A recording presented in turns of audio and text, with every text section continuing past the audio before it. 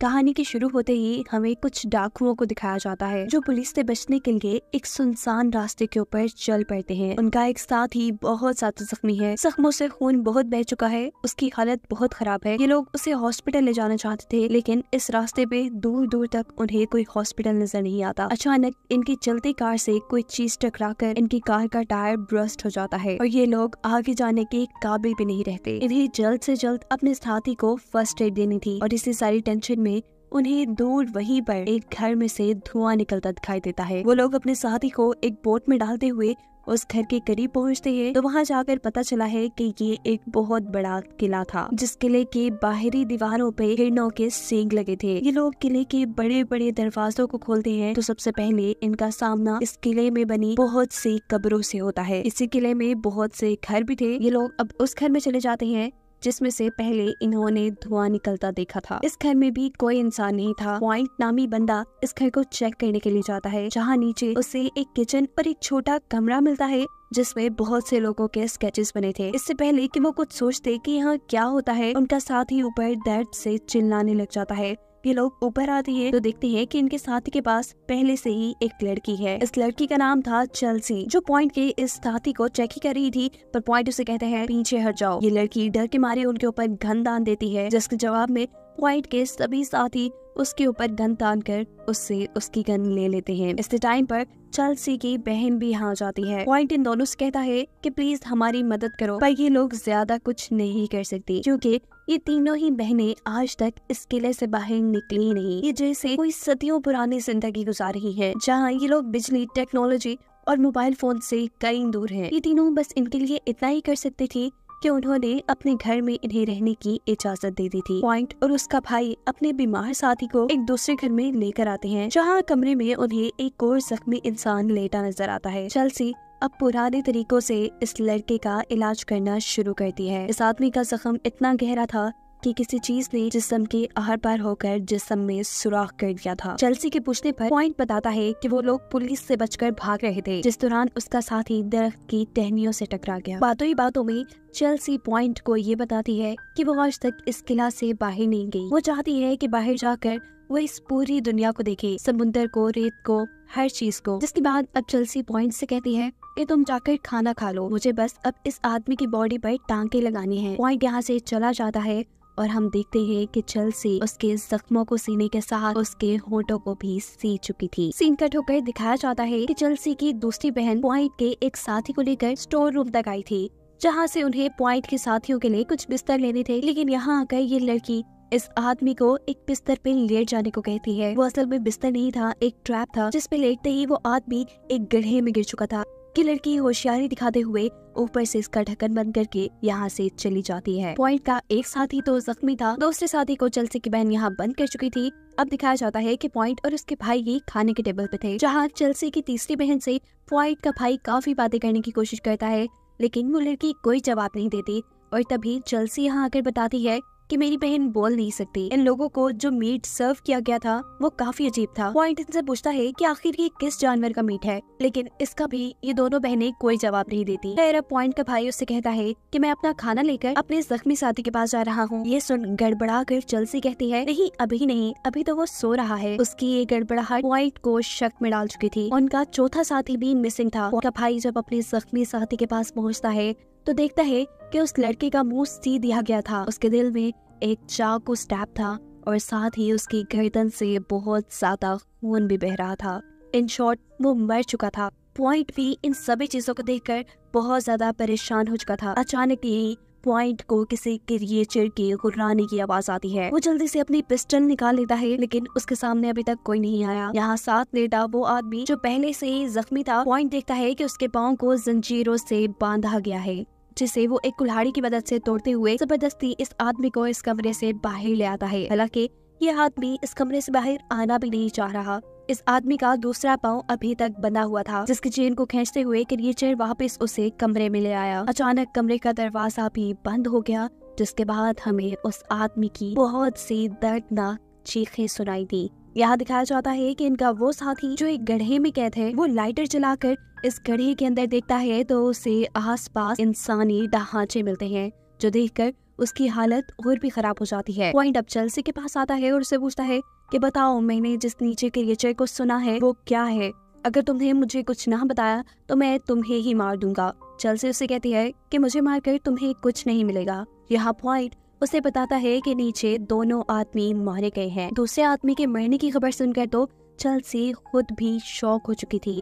दिखाया जाता है कि पॉइंट का भाई चेल्सी की छोटी बहन को ढूंढते ढूंढते स्टोर तक आ जाता है, जहाँ के एक गड्ढे में उसके दूसरे साथी को कैद किया गया था। यहाँ उसे चेल्सी की दूसरी बहन मिल जाती है, जो उसे अपने जाल में फंसाते हुए अचानक उसके सर पर कुल्हाड़ी से वार करते हुए उसे बेहोश कर देती है। उसे जब होश आया तो वो उल्टा लटका हुआ था। उसके जिस्म से जहाँ जहाँ से खून निकल रहा था वो नीचे एक बर्तन में जमा किया जा रहा था। हमें पता चला है कि जंजीर से बंधा वो दूसरा आदमी जो उस कमरे में था और जो अब मर गया, वो असल में इन तीनों बहनों के डैड थे, जिनके मरने के बाद चेल्सी अब उनके लिए प्रेयर कर रही थी। और सबसे शॉकिंग चीज हमें ये देखने को मिलती है कि वो मरा हुआ इंसान अचानक से उठ खड़ा होता है और आहिस्ता आहिस्ता अपनी बेटी की तरफ ऐसे बढ़ने लगता है जैसे अभी वो उसे मार खाएगा। लेकिन चेल्सी भी काफी होशियार थी। वो एकदम से उठते हुए एक कुल्हाड़ी से उसका सर धड़ से अलग कर देती है। पॉइंट अभी तक इनके घर की इन्वेस्टिगेशन कर रहा था। वो अब एक ऐसे कमरे में पहुंचता है जहां बहुत सी गाड़ियों की नंबर प्लेट्स लटकी हुई थी, जिसे देखकर वो सारी इनकी गेम समझ जाता है। जिस चीज से टकराकर उसकी गाड़ी का टायर ब्रस्ट हुआ था वो एक पूरा ट्रैप इन लड़कियों ने लगाया था। ये रोज किसी न किसी को फंसाकर यहाँ तक लेके आती थी और फिर उन्हें मार देती थी। जिसके अगले सीन में हमें दिखाया जाता है कि क्रिएचर उस गड्ढे का दरवाजा खोल रही थी, जिसके अंदर से पॉइंट का साथी बार बार निकलने की कोशिश कर रहा था और वो क्रिएचर एक ही दम उसे पकड़कर मार देता है। दूसरी तरफ चेल्सी की छोटी बहन अब स्टोर में पॉइंट के भाई के पास आती है। उसने पॉइंट के भाई का एक स्केच बनाया हुआ था। ये लड़की उन लोगों के स्केच बनाती थी जिनको ये लोग शिकार बनाकर यहाँ लाया करते थे, और यही स्केच तो पहले पॉइंट ने एक कमरे में भी देखे थे। पॉइंट का भाई इस लड़की से कहता है, प्लीज मुझे बख्श दो, मुझे यहाँ से जाने दो। इसी दौरान यहाँ पर उस लड़की को क्रिएचर की आवाज आती है। वो यहाँ से भाग जाती है और दिखाया जाता है कि वो क्रिएचर आकर पॉइंट के भाई के ऊपर उल्टा लटक कर उसका खून पी रहा है। और ये सब पॉइंट भी देख चुका था, जो अपने भाई को ढूंढते ढूंढते यहाँ आया था। इससे पहले कि अब वो क्रिएचर पॉइंट के ऊपर भी हमला करता, पॉइंट उसे गोलियों से छलनी करना शुरू कर देता है। और यहाँ हमें पहली मर्तबा उस क्रिएचर का चेहरा दिखाया जाता है। वो एक वैम्पायर था जिसके मुंह पे इस वक्त पॉइंट के भाई का खून लगा था। इस क्रिएचर के यहाँ से जाने के बाद पॉइंट ने अपने भाई को ऊपर से उतारा और इतने में ही यहाँ चेल्सी की छोटी बहन अपने हाथ में कुल्हाड़ी ले आ गई।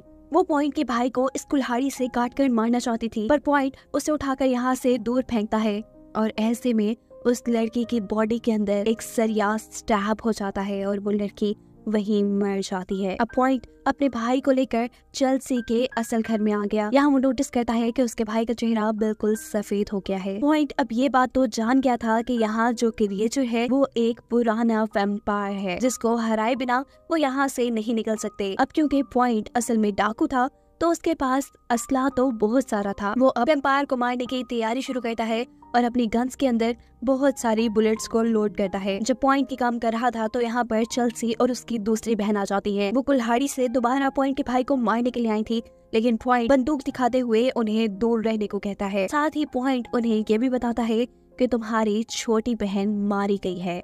ये सुन वो दोनों शॉक हो जाती हैं और अब चेल्सी बड़े आराम से पॉइंट को समझाती है कि तुम्हें अपने भाई को मारना पड़ेगा, वरना कुछ ही देर में ये भी एक वैम्पायर बनकर जाग जाएगा और तुम्हें ही काटने लगेगा। तुम चाहे तो इसे जला दो या इसके दिल के ऊपर वार करो या इसकी गर्दन काट दो, कुछ भी करो, इसे बस मार दो। जब पॉइंट उनकी बात नहीं मानता तो चेल्सी यहाँ उन्हें अपनी कहानी सुनाती है। वो बताती है कि जब वो लोग रोमानिया से यहाँ आए तब वो वैम्पायर इनके अंदर कहीं छुप कर यहाँ आ गया। इस वैम्पायर से दुनिया को बचाने के लिए इन सब लोगों ने मिलकर दुनिया से दूर ये किला बनाया।